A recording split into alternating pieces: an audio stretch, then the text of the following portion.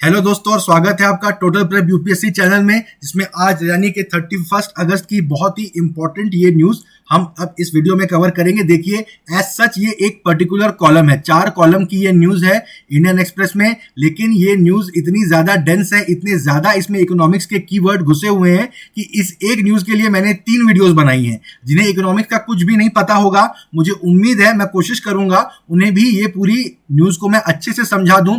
ये न्यूज़ तो अपने आप में बहुत ज़्यादा बड़ी नहीं है, पर इसमें जो कीवर्ड्स यूज़ किए गए हैं आप समझ सकते हैं कि अगर कोई बैठ के बनाना चाहे तो 30-35 मल्टीपल चॉइस क्वेश्चन अकेले इस न्यूज़ आइटम से, ये जो 5 कॉलम आपके सामने हैं उसमें से बना के दे सकता है। ठीक है, तो इसके लिए मैंने बहुत सारी वीडियोस बनाई हैं। वीडियो के डिस्क्रिप्शन सेक्शन में चेक करिए कि सेटलमेंट और क्लियरिंग सिस्टम क्या होता है, पेमेंट सिस्टम क्या होते हैं, और भी जो कीवर्ड इसमें आएंगे वो हम इस पर्टिकुलर वीडियो में देख लेंगे। ठीक है, तो मैं आपको ऊपर जो एक सजेस्टेड वीडियो आता है आई में, मैं कोशिश करूंगा वहां पर भी 2 वीडियोस मैं आपको बता दूं, payment on settlement and clearing system के बारे में, और बाकी जो इस न्यूज में दूसरी जो कीवर्ड्स हैं वो हम इसी वीडियो में देखते चलेंगे। ठीक है, इसके पहले कि हम आगे बढ़े, गाइज प्लीज मेरे चैनल को आप सब्सक्राइब कर दीजिए, मेरी वीडियो को लाइक कर दीजिए, अपने दोस्तों में जरूर से शेयर करिए। अगर मेरे वीडियोस आपको पसंद आते हैं तो प्लीज अपने दोस्तों को भी मेरे वीडियोस के बारे में बताइए।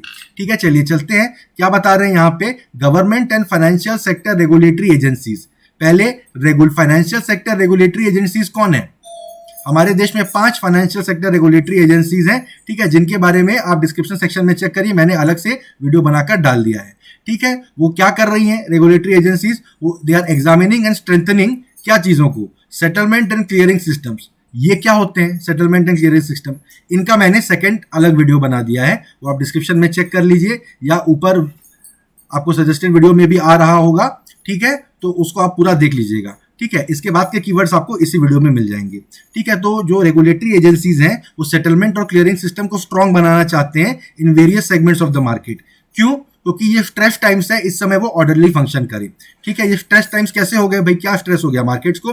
There is a sharp surge in equity and currency market in recent periods. ठीक है, सबसे पहले हम देखते हैं यहाँ पर हाँ, शॉर्ट्स। देखिए यहाँ पर इक्विटी मार्केट यानी हमारा जो स्टॉक एक्सचेंज आप न्यूज में सुनते हैं, बॉम्बे का स्टॉक एक्सचेंज इतने हजार पे पहुंच गया, नेशनल स्टॉक एक्सचेंज का निफ्टी इतने हजार पे पहुंच गया, उनको इक्विटी मार्केट कहा जाता है। शेयर जो होती है कंपनियों में वो इक्विटी कहलाते हैं। ठीक है, और उसके बाद करेंसी मार्केट भी होते हैं। करेंसी मार्केट क्या होते हैं? फॉरेन एक्सचेंज, जो हम लोग किसी देश का डॉलर खरीदते हैं, पाउंड खरीदते हैं, येन खरीदते हैं, यूरो खरीदते हैं, अलग अलग देशों की करेंसी की खरीद फरोख्त हर मेजर इंडस्ट्रियल देश में चलती रहती है। कभी उनका शॉर्टफॉल पड़ता है, कभी वो एक्सेस हो जाते हैं, तो उस हिसाब से रुपए की तुलना में उनकी कीमत कम ज्यादा होती रहती है। इसके बारे में भी आप न्यूज पढ़ते रहते हैं कि भाई रुपया $1 $70 हो गया, या कोई लोग कहते थे कि हमारी सरकार आएगी तो $1 बराबर ₹1 हो जाएगा। इस तरह की बातें होती रहती है। ठीक है, तो इसमें जो करेंसी मार्केट और इक्विटी मार्केट में अचानक से उछाल आया है, इसकी वजह से ये जो फाइनेंशियल सेक्टर के रेगुलेटर्स हैं वो कह रहे हैं आप सावधान हो गए हैं।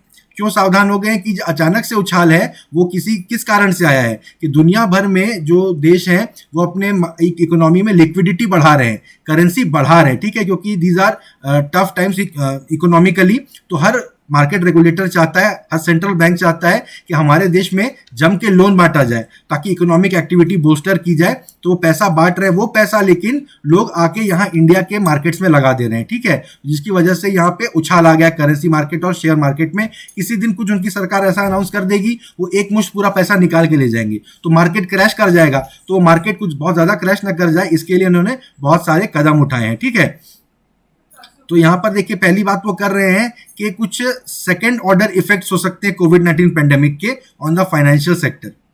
ठीक है, तो यहां पर सेकेंड ऑर्डर कम क्या होते हैं? देखिए सबसे पहले यहां पर सेकेंड ऑर्डर मैंने कहां पर डाला है। ठीक है, ओके, तो okay,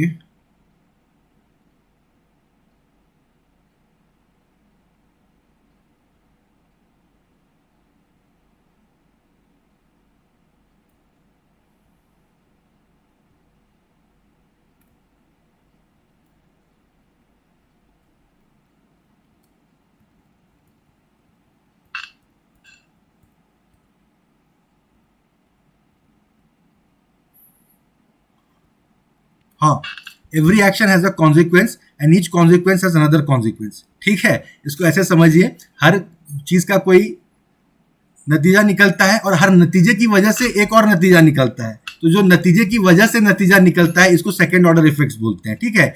every change you make to a system will have second order effects. ये सिस्टम थ्योरी से टर्म आया है विच में अफेक्ट द सिस्टम्स फंक्शनैलिटी। तो कोई भी कदम आप उठाएंगे तो आप बोलेंगे मैं ये कर रहा हूं इससे ये होगा, लेकिन जो आपके करने से जो होगा उससे भी कुछ और हो सकता है, उसको सेकंड ऑर्डर इफेक्ट बोलते हैं, ठीक है। आपने जो एक्शन लिया उसका जो रिजल्ट आया that is the first order effect, पर जो रिजल्ट आया उससे जो चेंजेस होंगे वो सेकंड ऑर्डर इफेक्ट कहलाएंगे, ठीक है। हर सिस्टम में इस तरह की चीजें होती हैं, ठीक है। तो ये सेकंड ऑर्डर इफेक्ट हम कोरोना से संबंधित जो भी चीजें आज हमारे देश में कर रहे हैं, क्या कर रहे हैं, सरकार बैंकों को कह रही है ज्यादा लोन बांटो पब्लिक में, पब्लिक के हाथ में पैसा दे रही है, लोन आसान कर रही है कि भाई लोन अभी दे दो, अभी मत चुकाना है इसका, हम लोग कम इंटरेस्ट रेट रख रहे हैं वगैरह वगैरह। इससे मार्केट में बहुत लिक्विडिटी आ जा रही है और वो पैसा घूम फिर के कैसे ना कैसे शेयर मार्केट में आ जा रहा है, ठीक है। तो कल तो ये जो शेयर मार्केट में उछाल है या और भी जो दूसरे फाइनेंशियल इफेक्ट्स हैं सरकार के इस तरह के कदमों के, वो सेकंड ऑर्डर इफेक्ट कहलाते हैं, ठीक है।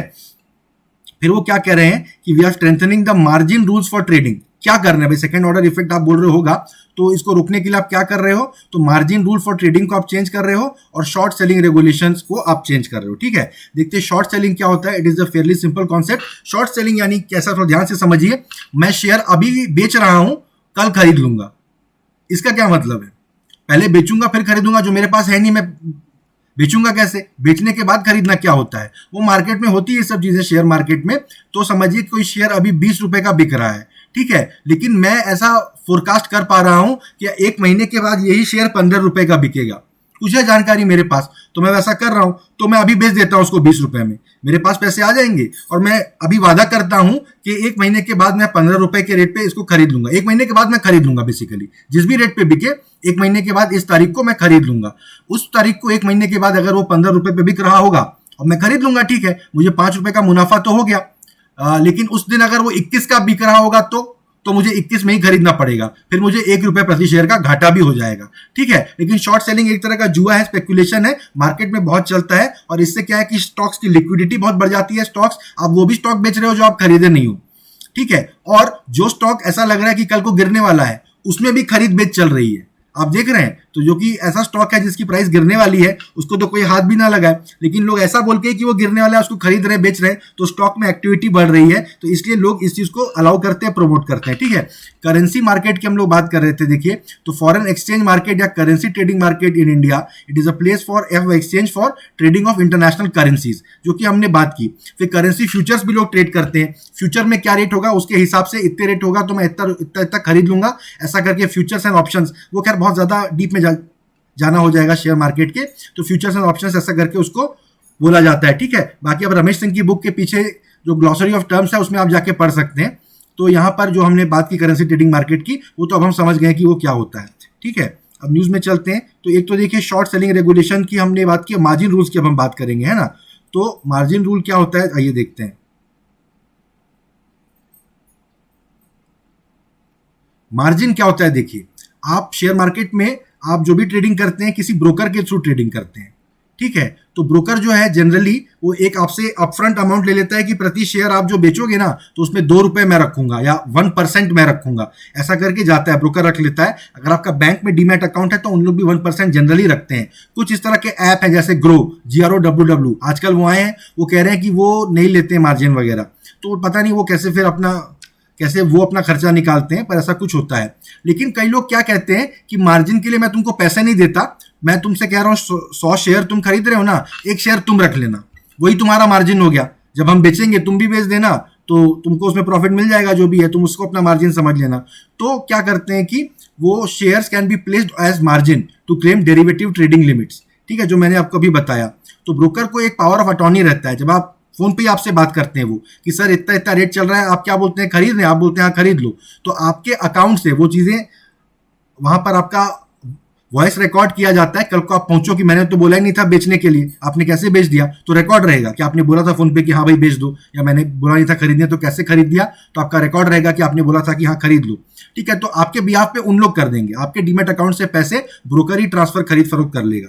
तो इसको यूज करके वो क्या करते हैं कि ये मार्जिन का शेयर भी खरीद लेते हैं, वो अपना सेपरेट मार्जिन अकाउंट में रखते हैं। वो पैसा जो खरीद फरोख्त से उनको अर्निंग हुई वो आपके अकाउंट पे जाता नहीं है। जाहिर बात है कि वही मार्जिन कमा रहा है इससे, तो उसके सेपरेट जो मार्जिन अकाउंट है उसमें जाता है, ठीक है। तो ब्रोकर के पास पावर ऑफ अटॉर्नी है, तो उसको अलग से ये पैसा अपने मार्जिन अकाउंट में ट्रांसफर करने के लिए आपसे फिर से पूछना नहीं पड़ता है। लेकिन सेबी ने इस प्रैक्टिस को डिसकंटिन्यू कर दिया है, ठीक है। रेगुलेटर ने अभी क्या बोला है कि क्लाइंट के जितने भी शेयर है वो सब ब्रोकर के पास रहेंगे, अलग से मार्जिन अकाउंट में कुछ नहीं जाएगा। ये उन्होंने क्यों किया है? अब मार्जिन कमाना आसान नहीं है, ठीक है। अब जो प्लेज है, प्लेज आप क्रिएट करोगे ब्रोकर के पास और उसको तोड़ोगे, तो इसमें डिपॉजिटरी प्लेयर्स हैं कुछ, जो कि 2 डिपॉजिटरी प्लेयर्स हैं इंडिया में। एक है सेंट्रल डिपॉजिटरी सर्विसेज लिमिटेड और एक है national services depository limited, CDSL और NSDL, ठीक है। ये कुछ चार्ज करते हैं। जो आप जाके बोलते हो ना कि ये शेयर वहां रहेंगे, तो वहां मतलब कहाँ रहेंगे? इन दोनों के पास रहते हैं। पहले फिजिकली इनके पास कागज रहते थे, अब आजकल सिर्फ इनके अकाउंट में एंट्री होती है, पर पैसा ये लेते हैं। ये जो 2 डिपॉजिटरी प्लेयर्स हैं, ये सारे डीमैट अकाउंट इन्हीं के पास रहते हैं। Hundreds and thousands of crore worth of pledge will have to be created and revoked daily आपको जो है यहाँ पर जाके पूरे शेयर प्लेज करने पड़ेंगे और वहां से फिर वापस आपको शेयर भुना के पैसे निकालने पड़ेंगे। तो डेली जो है हजारों करोड़ का इनके पास पैसा आएगा जाएगा, ठीक है। और 50 रुपया पर share up to a value of 1 lakh shares वो चार्ज करेंगे। तो यानी देखिए, ज्यादा शेयर खरीदोगे बेचोगे तो हर बार उस लोगों को, उन दोनों डिपॉजिटरी प्लेयर्स को 50 रुपया आपको देना पड़ेगा प्रत्येक शेयर पे। तो अब आप क्या करोगे? बिना मतलब ज्यादा खरीदोगे बेचोगे नहीं, ठीक है। अगर आप बिल्कुल श्योर हो कि हाँ भाई मुझे ठीक से मुनाफा होने वाला है, तो आप शेयर बेचोगे खरीदोगे। तो शेयर की खरीद फरोख्त वगैरह जो है, ये देखिए पर स्क्रिप्ट में जितना भी ट्रांजैक्शन होगा, टोटल वैल्यू ऑफ शेयर्स में 0.5% कॉस्ट पड़ेगा। एक तो प्रत्येक शेयर पे 50 रुपया आपको देना ही पड़ेगा, और फिर क्या है कि एक बार जो आप ट्रांजैक्शन करोगे एक शेयर के साथ जितनी बार, उसमें आपको 0.5% cost of value of shares भी आपको देने पड़ेंगे। ये दोनों पॉइंट भी इंपॉर्टेंट है, आपसे MCQ में पूछे जा सकते हैं। कुल मिला के शेयर खरीदने बेचने में प्राइस बढ़ गया ना, अब आप बिना मतलब खरीदोगे बेचोगे नहीं, बिना मतलब बेच रहे खरीद रहे हैं, ऐसा करके आप शेयर की प्राइस को आर्टिफिशियली बढ़ा सकते हो, जिससे कि कल को आप तो बेच के निकल जाओगे, आम आदमी जो प्राइस बढ़ने पर ही जाके खरीद लिया वो फंस जाएगा, उसके पैसे डूब जाएंगे। वो ना कर सको आप, इसके लिए उन्होंने ऐसा किया। एक तरह से शेयर ट्रांजैक्शन पे टैक्स लगा दिया है, ठीक है। जिस चीज पे टैक्स लग जाता है उस चीज की कंजम्पशन कम हो जाती है, वही किया गया है। On the face of it ये चार्ज आपको छोटा सा लग रहा है कि यार 50 रुपया शेयर में 0.5% ये सब क्या होता है, पर डेली आप देखोगे कितने हजार करोड़ का होता है ना, तो आप समझ जाओगे कई 100 करोड़ का तो यहाँ पे खर्चा पड़ ही जाएगा, ठीक है। डिपॉजिटरीज के लिए तो ये बड़ी अच्छी खबर है। CDSL, CSDL और NSDL, क्या है CDSL और NSDL है ना, तो इनके लिए बड़ी अच्छी खबर है। ये तो सैकड़ों करोड़ कमाएंगे। तो हर दिन 10 लाख करोड़ का डेरिवेटिव ट्रेडिंग होता है डेली, और ब्रोकर जो है करीब 12 से 30% का ट्रेडर से मार्जिन लेते हैं। तो then there is market to market that requires additional top up margin. बहुत मतलब शेयर मार्केट में इधर से उधर बहुत शेयरों का होता है, वो बहुत पैसे कमाएंगे, ठीक है। तो अब CDSL मार्केट में खुद एक कंपनी के तौर पे लिस्टेड है, उसके खुद के शेयर चलते हैं। तो कुछ एक महीने में उसके शेयर का प्राइस 1/4 बढ़ गया है, 25% बढ़ गया है। क्यों? क्योंकि अब उसमें इन्वेस्ट करने वालों को पता है कि भाई अपनी कंपनी को बम्पर मुनाफा होने वाला है, जम के लाखों करोड़ों में डेली कमाएंगे उन लोग, और उसका डिविडेंड कुछ बांटेंगे अपने शेयर होल्डर में। डिविडेंड क्या होता है? अगर आपको नहीं पता है, वीडियो को पॉज करिए, अभी गूगल पे सर्च करिए डिविडेंड, पढ़ के वापस आइए यहाँ पे, ठीक है। मुझे उम्मीद है कि आप देख के वापस आ चुके हैं। तो 25% का उनका शेयर प्राइस खुद का बढ़ गया है, और इसकी वजह से जो होना है, जो जैसा कि हमने बताया कि शेयर ट्रेडिंग में बहुत ज्यादा इफरात शेयर ट्रेडिंग लोग नहीं करेंगे बिना मतलब की, ठीक है। चलिए अब हम फिर यहाँ पर चलते हैं। तो यहाँ पर फॉरेन पोर्टफोलियो इन्वेस्टमेंट की भी बात हो रही है। सडन क्या बोल रहे हैं कि एक तो मार्जिन रूल चेंज किया, मार्जिन रूल की हमने बात की कि मार्जिन आप ऐसे नहीं कर सकते, और शॉर्ट सेलिंग जो है वो भी हमने बता दिया। शॉर्ट सेलिंग पे भी इधर सेबी ने जाके लगाम लगा दी है। फिर हम सेबी, मुझे उम्मीद है कि वो वीडियो आप देख के आ चुके हैं, जो 2 वीडियोस फाइनेंशियल सेक्टर रेगुलेटर और सेटलमेंट एंड क्लियरिंग सिस्टम्स की मैंने बनाई है। SEBI is one of the financial system regulators in our country, ठीक है। तो उसके बाद क्या कह रहे हैं कि फॉरेन पोर्टफोलियो इन्वेस्टमेंट हमारे देश में बहुत आ गया है। फॉरेन पोर्टफोलियो इन्वेस्टमेंट क्या होता है कि एक आदमी पैसा लेके पहुंच गया हमारे देश में। देखिए, foreign portfolio investment refers to the purchase of securities and other financial assets by investors from another country. Share वगैरह खरीद रहा है कोई दूसरे देश से आके, जैसे कि stock, bond, mutual fund, exchange traded fund, American depository receipts and global depository receipts, इनको कोई खरीद रहा है। ADR और GDR क्या होता है, ये भी आप रमेश सिंह की किताब के अंत में जो ग्लॉसरी है उसमें आप जाके पढ़ सकते हैं या गूगल कर सकते हैं, ठीक है। करंट अफेयर्स की वीडियो में मैं पूरा इकोनॉमिक्स आपको पढ़ा दूंगा, तो डेली 3-3 घंटे की वीडियो बनानी पड़ जाएगी, ठीक है। तो वो मैं नहीं करूंगा, आप अभी जाके चेक करिए अगर आपको पता नहीं है तो। कुल मिला के विदेशों से लोग अपना पैसा लेके आएंगे, भारत में बहुत सारे शेयर वगैरह खरीदेंगे, जो कि मैंने बताया दुनिया भर में लिक्विडिटी क्रिएट कर दी गई है। वो अपना पैसा यहाँ पार्क कर रहे हैं, कभी भी निकाल के चले जाएंगे यहाँ से, अचानक से स्टॉक मार्केट क्रैश हो जाएगा, ठीक है। तो उनके लिए इन्वेस्ट करना यहाँ बहुत आसान ना हो, उनके लिए पैसा निकालना अचानक से बहुत आसान ना हो, इसके सेबी ने रास्ते बनाए हैं, ठीक है। और उसके बाद क्या कर रहे हैं कि जो फॉरेन पोर्टफोलियो इन्वेस्टमेंट का पैसा यहाँ पर आया है, उससे शार्प अप्रिसिएशन हुआ है रुपीज में इन रिसेंट वीक्स, ठीक है। उसके बाद सेबी ने क्या अनाउंस किया है, measures to control volatility in stocks. क्या क्या उन्होंने मेजर्स कंट्रोल किए हैं, शॉर्ट सेलिंग पे रोक लगाई है। बहुत ज्यादा आप स्पेकुलेशन, ये तो जुआ ही है ना कि मैं भविष्य में क्या होगा वो प्रेडिक्ट करके अभी बेच रहा हूं, कल खरीदूंगा, इस तरह की एक्टिविटी को रिस्ट्रिक्ट कर दिया है सेबी ने। उसके बाद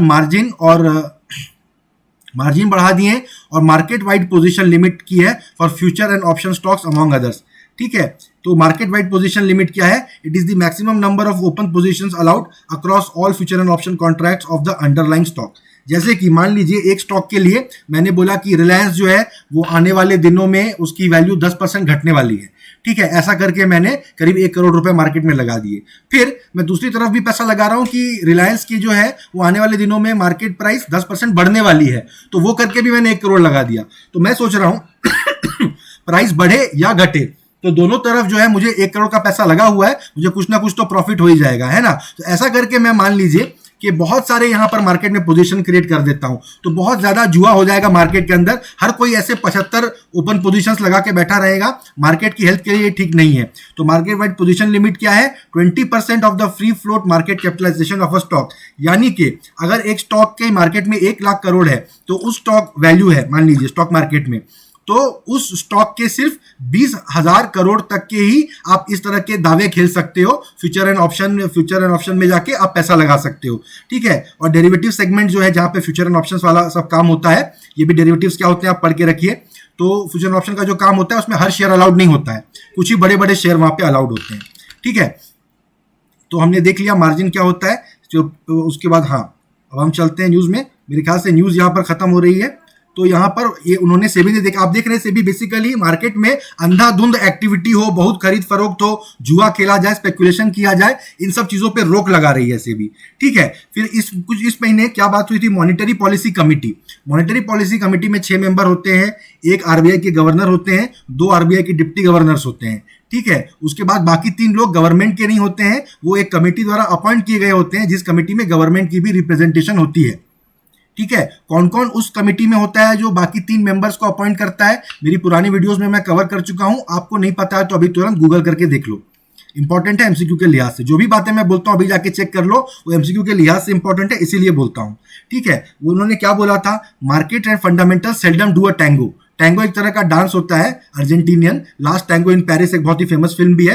टैंगो डांस का आप यूट्यूब में वीडियो देख सकते हो। दोनों डांसर्स को एक दूसरे के साथ साथ कदम से कदम मिला के डांस करना पड़ता है। तो क्या कह रहे हैं कि अक्सर शेयर मार्केट और कंपनियों की एक्चुअल परफॉर्मेंस, एक्चुअल कैसा धंधा चल रहा है, दे सेल्डम डू अ टैंगो। कभी कभी ही वो एकदम एक साथ चलते हैं, लेकिन एकदम डिस्कनेक्ट बिटवीन द टू, एकदम अलग ही हो जाए। कि देश में आप देखेंगे कि अर्थव्यवस्था की स्थिति तो बिल्कुल ठीक नहीं कही जा सकती। भाई अगर लॉकडाउन में अर्थव्यवस्था की स्थिति अच्छी हो गई तो ये तो चमत्कार ही हो जाएगा। तो अर्थव्यवस्था की स्थिति अच्छी नहीं है, कंपनियां प्रॉफिट नहीं कमा पा रही हैं, तो शेयर मार्केट में उछाल कैसे आ रहा है, ठीक है। तो ये कोई आर्टिफिशियली ये काम हो रहा है शेयर मार्केट में। आने वाले दिनों में there is going to be a correction in the stock market. Correction का मतलब होता है कि प्राइसेस आर्टिफिशियली बढ़ी हुई हैं, वो गिरेंगी, ठीक है। और तब आम आदमी जो खुदरा निवेशक कहते हैं, रिटेल इन्वेस्टर, वो बेचारा अपना पैसा लगाया हुआ है वो डूब जाएगा। जो सैवी इन्वेस्टर है, सोफिस्टिकेटेड इन्वेस्टर है, जो मार्केट को समझते हैं, वो सही टाइम पे निकल जाएंगे अपना स्टॉक बेच के। आम आदमी बेचारा अपनी जिंदगी भर की जमा पूंजी से हाथ धो बैठेगा। तो आरबीआई से भी इस तरह के लोग बार बार प्रयास करते हैं कि इस चीज को रोका जाए, ठीक है। तो आरबीआई ने के जो गवर्नर है बेसिकली उन्होंने बोला था कि आने वाले समय में भाई बड़ा खतरनाक माहौल हो सकता है। सब लोग कह रहे हैं उनको नहीं कहना चाहिए था, माहौल खतरनाक हो चाहे ना हो। आरबीआई का गवर्नर अगर बोलेगा कि आने वाले समय में मार्केट गिर सकता है, तो मार्केट गिर ही जाएगा ना, लोग घबरा के पैसा निकाल के भाग जाएंगे, ऐसा लोग बोल रहे हैं, ठीक है। तो न्यूज इतनी थी, इससे इंपॉर्टेंट कीवर्ड्स मैंने बता दिए। बाकी 2 वीडियोस जो फाइनेंशियल सेक्टर, रेगुलेटरी एजेंसीज और सेटलमेंट एंड क्लियरिंग सिस्टम्स के बारे में है, वो आप चेकआउट कर लीजिए, ठीक है गाइस। Thank you. ये थी मेरी इस बहुत ही इंपॉर्टेंट इशू की कवरेज। मुझे उम्मीद है कि मैं आपको कुछ तो समझा पाया हूँगा। जो मैं नहीं समझा पाया आप मुझसे कमेंट सेक्शन में आके पूछ सकते हैं। अगली किसी वीडियो में मैं आपको पूरा एक्सप्लेन कर दूंगा। ठीक है, थैंक यू गाइज, मिलते हैं मेरी अगली वीडियो में।